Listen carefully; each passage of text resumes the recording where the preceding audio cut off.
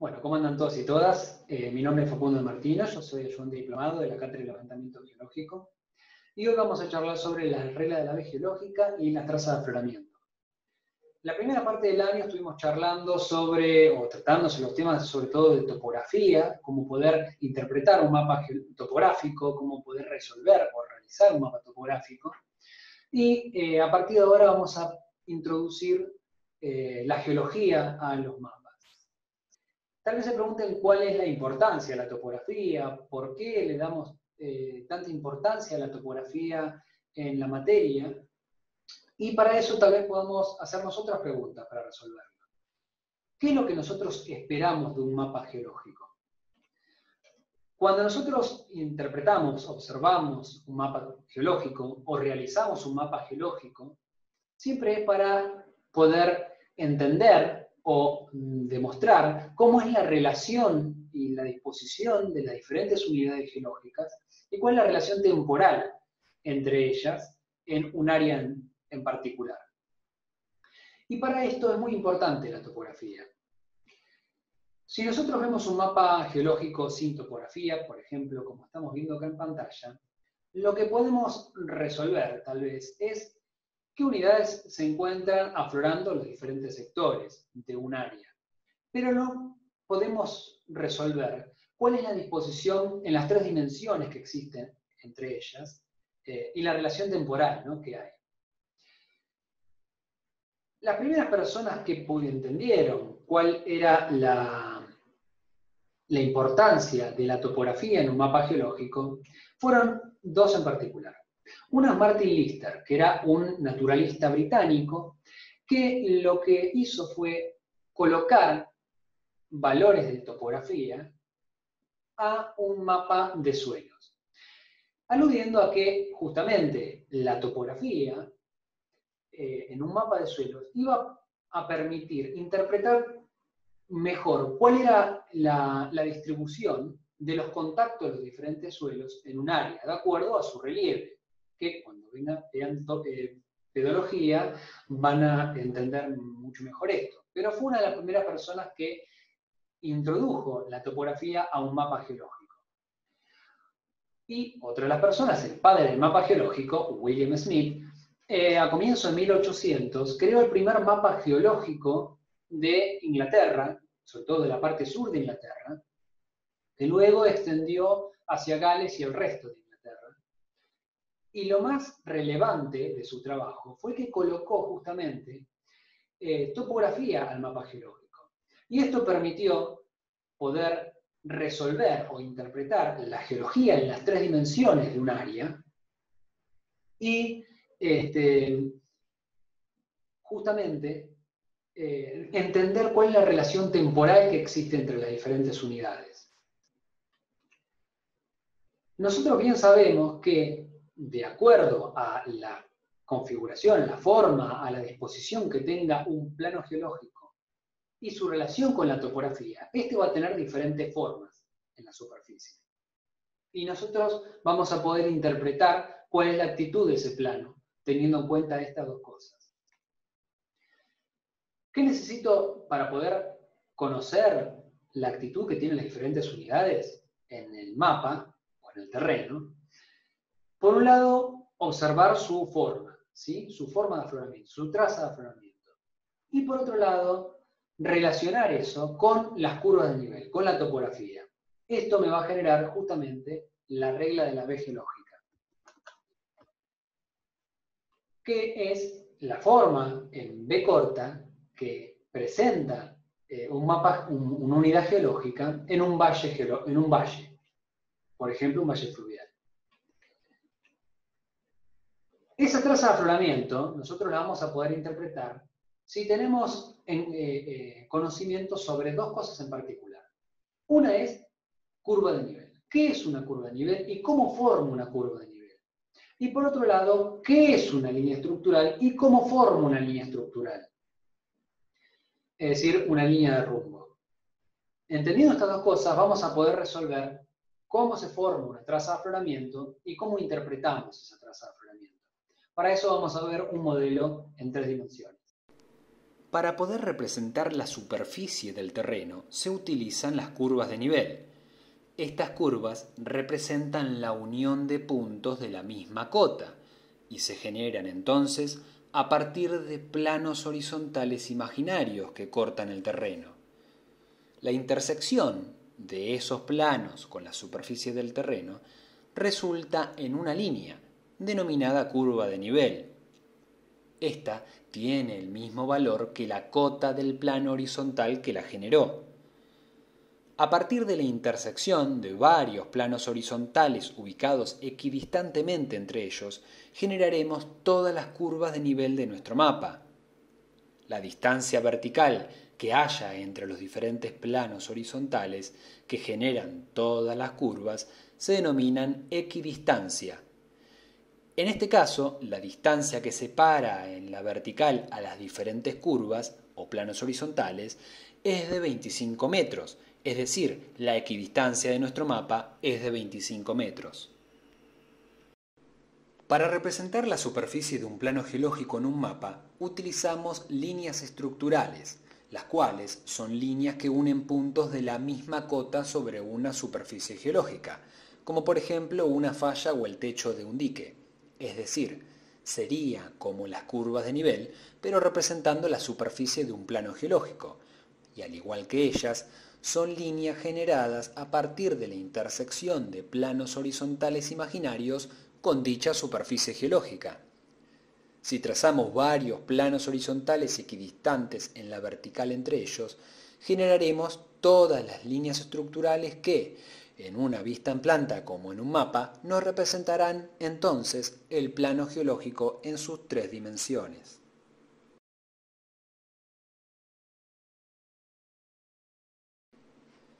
Una traza de afloramiento no es más que la figura que se forma por la intersección de un plano geológico con la superficie del terreno, es decir, su afloramiento. Una vez entendido qué representa una curva de nivel y una línea estructural, es fácil de interpretar o reconstruir una traza de afloramiento. Primero, es importante razonar que una unidad geológica está comprendida por dos planos geológicos, correspondientes a sus contactos del techo y base, aquí representados por los planos azul y rojo respectivamente. Para visualizar cómo interpretar la traza de afloramiento, aquí analizaremos el contacto del techo. Bien sabemos que una línea estructural representa la superficie del plano geológico, a una cota determinada, y que una curva de nivel representa la superficie del terreno. Entonces, si una línea estructural, aquí representada de color blanco, toca una curva de nivel de su mismo valor, allí el plano geológico estará aflorando. De esta manera, si trazamos varias líneas estructurales con los mismos valores que las curvas de nivel, los puntos donde ellas se toquen marcarán los sectores donde aflore dicho plano geológico. Entonces, si unimos esos puntos, generaremos la línea sobre la superficie del terreno donde el plano esté aflorando, es decir, generaremos la traza de afloramiento. Bien, ahora que entendemos qué es una curva de nivel y qué es una línea estructural, vamos a poder interpretar la disposición que tiene en las tres dimensiones un plano geológico dependiendo de su traza de afloramiento. Por ejemplo, si tenemos un plano horizontal, como vemos en la imagen, esta va a tener una traza de su contacto que va a ser igual a las curvas de nivel. ¿Por qué? Porque las curvas de nivel, recuerden, estaba generada a partir de un plano horizontal que corta el terreno. Si un plano geológico es horizontal, este va a ser paralelo al plano que generó la curva de nivel. Entonces, va a tener la misma forma que las curvas de nivel. El contacto va a seguir su figura. El caso extremo, opuesto, es el de un plano vertical, el cual va a presentar una forma de línea recta. ¿Por qué? Tengamos en cuenta que un mapa geológico es una vista en planta, desde arriba. Y si un plano es vertical, este va a apuntar directamente a nuestra visual. Entonces, no importa la topografía como sea, siempre un plano vertical, por ejemplo un dique vertical, va a tener una traza de afloramiento en forma de una línea recta. Ahora, cuando la disposición de los planos geológicos difieran de estos dos extremos, siempre van a tener formas diferentes, irregulares, dependiendo de la topografía, que nos van a permitir entender cuánto inclina más o menos y en qué sentido. Si nosotros tenemos un plano geológico que inclina en sentido contrario al valle, a la pendiente del valle, este va a generar una forma de B corta cuyo vértice apunta o hacia arriba, como vemos en la figura, y además esa B corta va a ser más abierta que la de las curvas de nivel. Fijémonos cómo esa forma es más abierta que la curva de nivel en la traza de afloramiento. Esto nos va a poder ayudar a entender o diferenciarlo, mejor dicho, de otro tipo de plano que lo vamos a ver más adelante. Vamos a inclinarlo un poco hacia el sur, en este caso en sentido de la pendiente del terreno. Como podemos observar, si un plano geológico inclina exactamente igual que el eje del valle, es decir, que la topografía, lo que vamos a ver es que esa traza de afloramiento no genera una B corta, sino que va a generar líneas más o menos paralelas al eje del valle, ¿sí? Y jamás se cierra.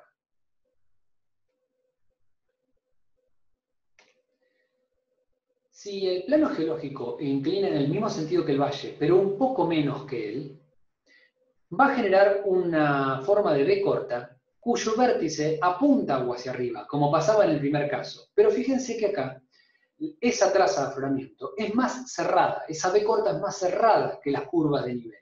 El primer caso era más abierto, ¿sí? Entonces, cuando tenemos una B corta cuyo vértice apunta o hacia arriba y tiene una forma más cerrada que las curvas de nivel, sabemos que ese plano no inclina agua hacia arriba, sino que inclina agua hacia abajo con menor inclinación que la pendiente del terreno.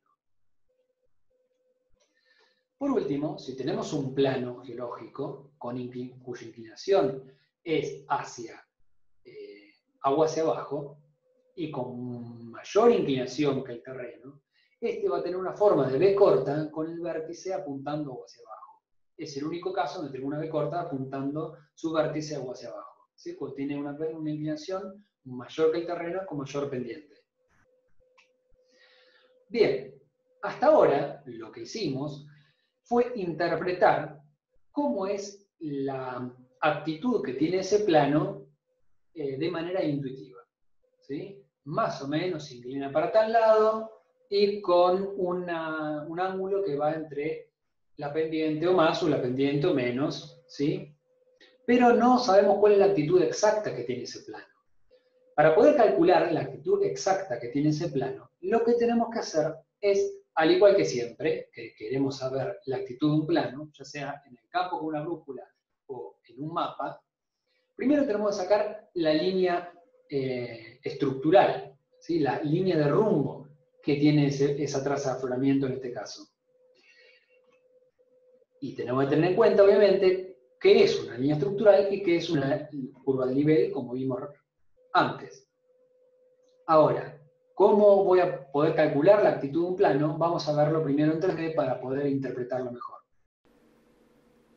Si contamos con la traza de afloramiento, es muy fácil conocer cuál es la actitud del plano geológico, que la actitud corresponde al azimut y el buzamiento del mismo. Para conocer el azimut, primero siempre necesitamos encontrar una línea de rumbo, que corresponde a una línea horizontal sobre el plano geológico. Al contar con las curvas de nivel, es fácil ubicar dicha línea, porque una línea horizontal se forma uniendo dos puntos ubicados en la misma cota.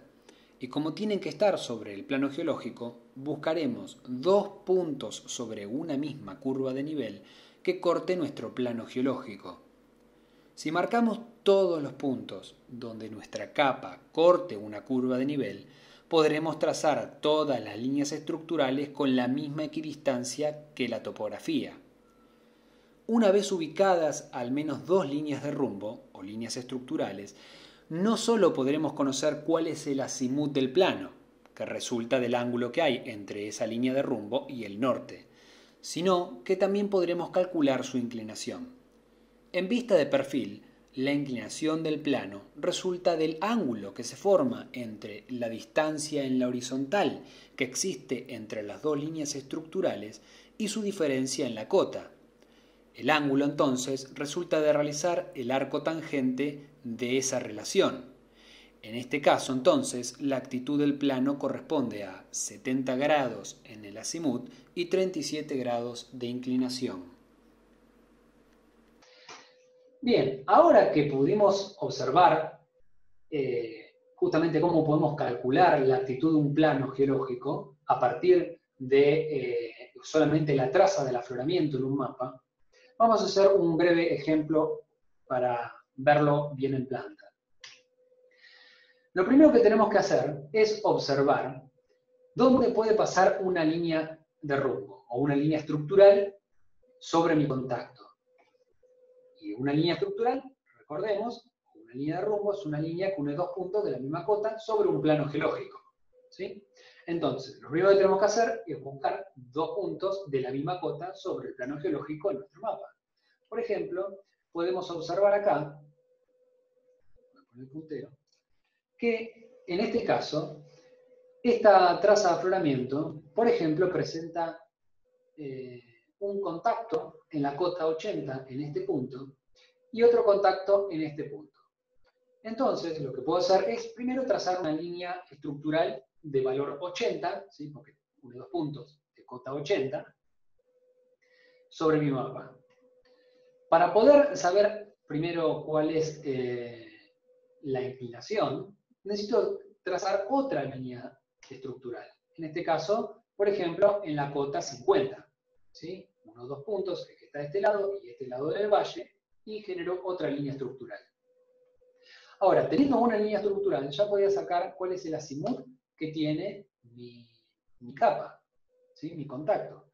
Porque, recordemos, el azimut es el ángulo que hay entre la línea del norte y mi línea de rumbo. Entonces, directamente lo mido con un transportador y ya puedo calcular cuál es el azimut que tiene mi capa.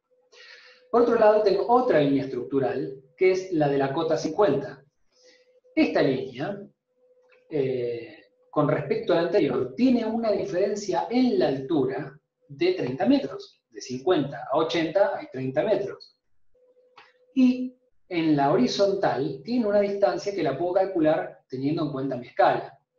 Entonces, de esa manera, el perfil AB, que lo puedo hacer abajo, va a tener la distancia en la horizontal, que la calculo en el mapa, ¿sí? Que en este caso es 170 metros, la distancia en la vertical, que es la diferencia que hay entre las dos cotas, es 30 metros en este caso, y entonces la inclinación que tiene mi capa, otra vez va a ser, en este caso, la tangente que hay entre la diferencia en la vertical y la diferencia en la horizontal que tienen mis dos curvas estructurales. Entonces, en este caso, la actitud ya la puedo calcular.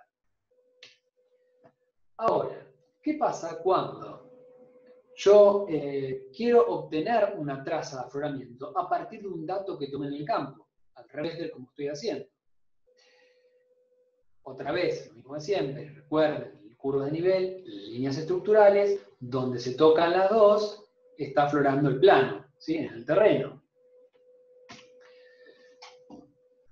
En este caso, supongamos que fuimos al campo, pero tiene muy pocos afloramientos el campo. Como podemos observar, fuimos y en el medio del valle vimos arriba, agua hacia arriba, que está aflorando un pulloncito de una formación de color rojo. Bien, arriba está aflorando en la formación de color rojo. Pero hacia el sur, nosotros vemos agua hacia abajo en el medio del valle, está aflorando la formación de color amarillo. Digo, ¿cómo puedo encontrar el contacto entre las dos unidades? ¿Cómo lo puedo mapear? Si está todo cubierto por pasto, por ejemplo. Bueno, tuve la suerte que en un punto yo encontré ese contacto. Y ese contacto era neto, así que lo pude tomar con mi brújula. Y me dio justamente que tenía 22 grados de inclinación, ¿sí? Y unos 150 grados de azimut. Entonces, esa es mi actitud. 150/22. Esa es la actitud de mi contacto. Ahora, para poder calcular justamente por dónde debería pasar mi contacto en el resto del mapa, lo que tengo que hacer es que trazar otra vez todas las líneas estructurales, ¿sí? Para donde esas líneas estructurales tocan la curva de nivel de su mismo valor, yo sé que ahí está aflorando. Entonces después uno los diferentes puntos, ¿sí? Y tengo mi traza de afloramiento, como veníamos haciendo hasta ahora. Entonces, en este caso, vamos a hacer el triangulito, ¿sí? El perfil, en este sentido. Donde tengo 22 grados de inclinación, ¿y cuál va a ser mi distancia en la vertical? Yo repito, ¿no? Lo que quiero calcular es la distancia en la horizontal que va a haber entre mis diferentes líneas estructurales. Así puedo marcar todas las líneas estructurales, ¿sí? Entonces, la distancia en la horizontal que voy a tener entre todas las líneas estructurales va a depender de la inclinación, que esa es fija, ya la conozco, y de la distancia en la vertical que hay entre las diferentes líneas estructurales. En este caso, yo lo que quiero es poner en contacto líneas estructurales con curvas de nivel del mismo valor. Entonces, las líneas estructurales las voy a marcar con la misma equidistancia que las curvas de nivel. ¿Sí? Teniendo en cuenta esto, y que la equidistancia topográfica es de 20 metros, voy a poner 20 metros en la vertical para calcular las líneas estructurales. De esta manera, bueno, lo mismo de siempre. Voy a despejar este ángulo y voy a hacer 20 metros sobre la tangente de 22 grados, que me da 49,5 metros. Yo sé que mis líneas estructurales van a estar cada 49,5 metros en la horizontal entre ellas, y lo que voy a hacer ahora es marcarlo. Si la primera línea estructural estaba sobre la cota 200, yo sé que esa línea estructural es de valor 200, ¿sí? Porque sé que ahí está florando, en la cota 200. Entonces, yo sé que inclina hacia el noreste, yo sé que los de menor cota, las curvas, las líneas estructurales de menor cota, van a estar hacia el noreste, y las de mayor cota hacia el sudoeste. Si yo sé que van a estar cada 20 metros, yo sé que la próxima es 180, 160, 140, y para atrás va aumentando. De esta manera, voy a poner un punto donde mi línea estructural toca una curva de nivel de su mismo valor, la línea estructural de 200 entra en contacto con la curva de nivel de 220, con la línea estructural de 220, y cuando yo una luego todos esos puntos, me va a generar la traza de afloramiento, como estoy viendo acá. Ahora tenemos otro caso. ¿Qué pasa? Este es el último caso que tengo, ¿sí? Una era cuando yo ya tengo la traza de afloramiento y quiero calcular cuál es su actitud. Otra es cuando conozco la actitud, pero quiero mapear su traza de afloramiento. Y ahora yo también quiero marcar la traza de afloramiento del contacto, pero el caso es diferente. Yo fui al campo y encontré toda el área cubierta. Está todo cubierto en el campo, el terreno. Entonces no puedo ver dónde está el contacto de mis dos formaciones que tenía. Pero yo me metí a caminar, me puse a caminar y encontré un punto, el punto A, donde encontré el contacto. Pero el contacto era medio difuso, malo, no le pude tomar con la brújula su actitud.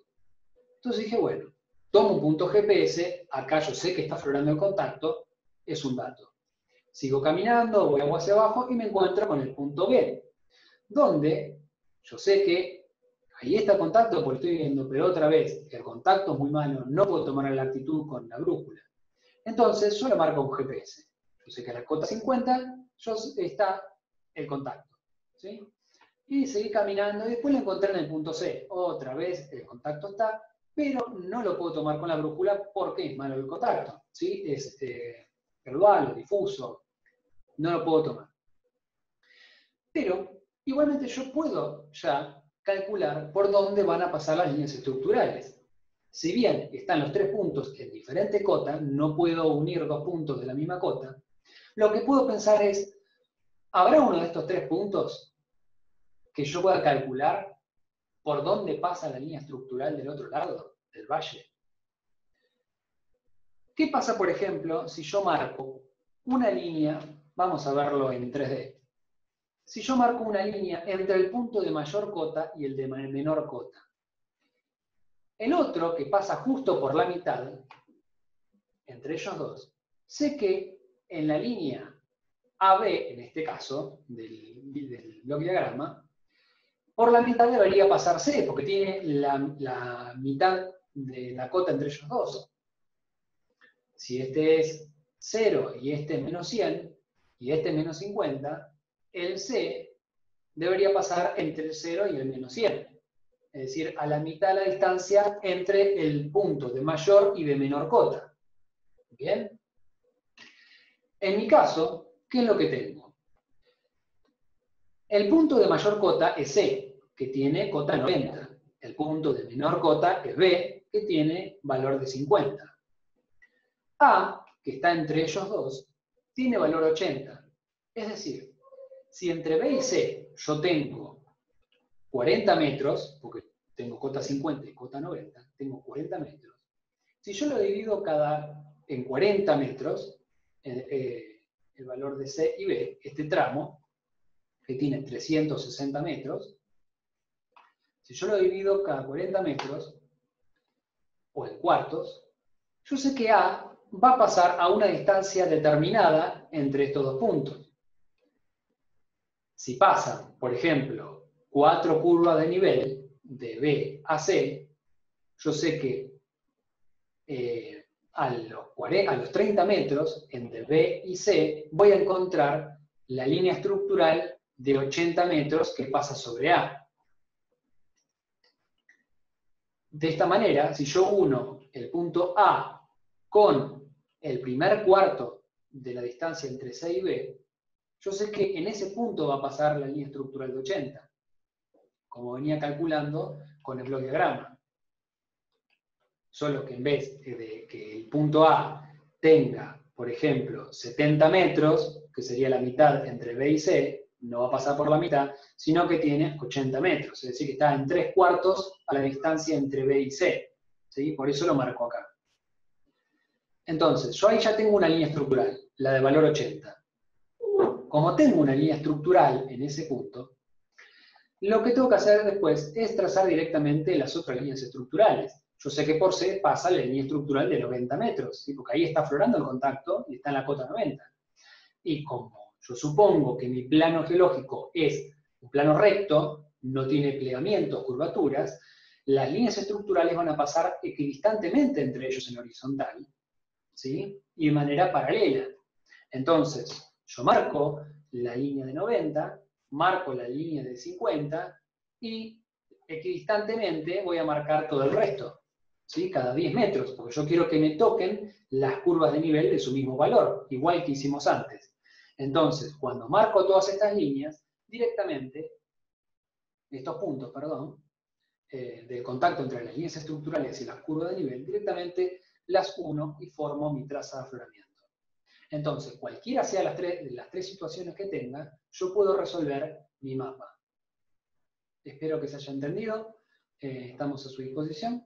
Les mandamos saludos. Ahora, hacer el práctico.